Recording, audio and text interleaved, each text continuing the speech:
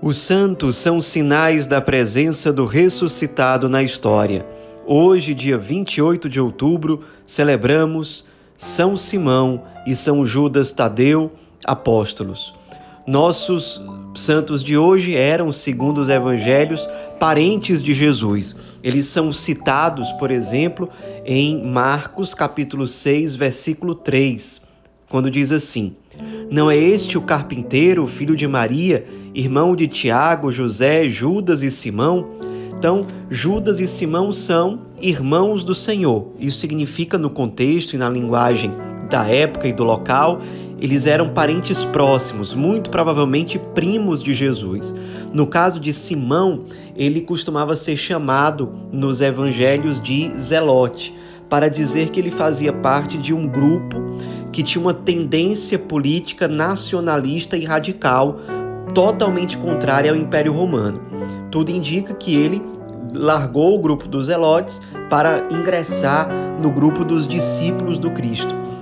Ele era, além disso, irmão de Tiago Menor, e há um relato antigo que diz que quando Tiago Menor deixou de ser o bispo de Jerusalém, foi exatamente Simão quem o substituiu. É importante que a gente não confunda esse Simão com Simão Pedro, que é o primeiro entre os 12 apóstolos. No caso do Evangelho de Marcos, Simão é mencionado não como Zelote, mas como cananeu. Provavelmente porque o nome cananeu era muito odioso para os romanos em geral. Então, talvez Marcos, para evitar conflitos, trocou o nome de Zelote, o adjetivo de Zelote, por cananeu. Aliás, é bem possível que Simão e Judas estivessem presentes no episódio das bodas de Caná e tenham conhecido Cristo exatamente ali. Há, inclusive, um relato antigo que aponta Judas como sendo o noivo daquele episódio, mas nós não temos certeza nenhuma quanto a isso. É simplesmente um relato antigo. No caso ainda de Simão, nós não sabemos praticamente nada sobre o apostolado dele depois do Pentecostes. Há lugares que relatam que ele esteve ali, é o caso de Veneza, por exemplo. O pessoal de Veneza, na Itália, diz que São Simão passou por lá evangelizando. Há inclusive uma igreja em homenagem a isso, que é a igreja de São Simão Pequeno. Há um relato que diz que ele foi martirizado, crucificado por alguns judeus, mas também não é uma certeza. No caso de São Judas, ele é chamado de filho de Tiago, o que significa que ele era filho também de Maria de Cleofas, sobrinho, portanto, de Nossa Senhora. Ele aparece sendo citado em João, capítulo 14, versículo 22, fazendo a seguinte pergunta a Nosso Senhor: "Senhor, por que te manifestarás a nós e não ao mundo?" Então lhe respondeu Jesus: "Se alguém me ama, guardará minha palavra, e meu Pai o amará, e a ele viremos, e nele estabeleceremos morada." E aí Jesus continua a sua resposta, que é longa, quando ele vai falar inclusive ainda sobre o envio do Espírito Santo.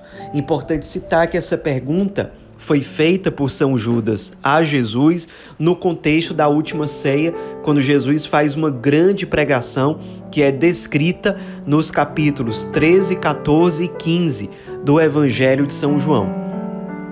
São Judas, há relatos que dizem que ele chegou a evangelizar depois de Pentecostes por várias regiões, entre elas a Síria, a Mesopotâmia, a Armênia e até mesmo outros lugares.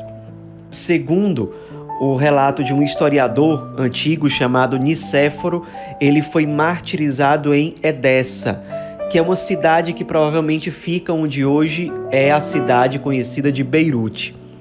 Na época do imperador Carlos Magno, ou seja, começo do século IX, as relíquias de São Judas foram levadas para Roma e estão hoje em dia lá na Basílica de São Pedro, no Vaticano.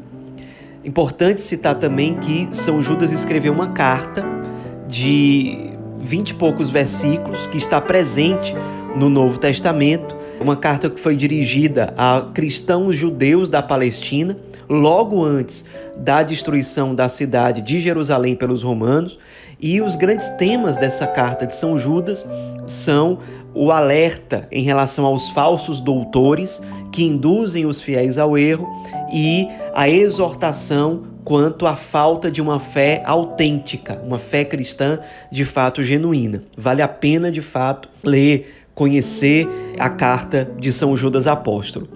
Ele se tornou, na prática, um santo bem popular, bem mais do que São Simão, principalmente porque no século XIV houve uma revelação privada de Nosso Senhor a Santa Brígida da Suécia, em que Jesus revelou a ela que havia confiado a São Judas Tadeu a intercessão por causas urgentes e impossíveis. Então, quando essa notícia se espalhou, claro, as pessoas passaram a se apegar muito a São Judas Tadeu e até hoje há várias igrejas no mundo inteiro, em todos os continentes, que são dedicadas a ele, porque o povo, em geral, passou a ter essa imagem de São Judas Tadeu como um santo a quem nós podemos recorrer para nos ajudar em causas urgentes e aparentemente impossíveis.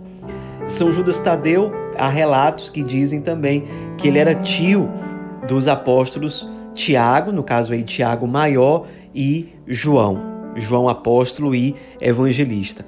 Nos inspiremos nesses santos de hoje que faziam parte da família biológica de Jesus, evangelizaram, que consumiram a sua vida, que segundo esses relatos antigos foram martirizados, dando a sua vida pelo Cristo, pela Igreja, e que nos ensinam e nos motivam a fazer parte de uma família ainda mais importante, a fazer parte da família espiritual do Cristo. Sim, nós somos chamados a nos unir a Ele, sendo parentes dele num nível muito mais profundo, que é o nível espiritual. Somos chamados a ser enxertados no Cristo, enxertados na Igreja, corpo de Cristo, essa edificação que, como ensina a carta de São Paulo aos Efésios, tem nos apóstolos as suas colunas. Nos inspiremos nos apóstolos que hoje nós celebramos.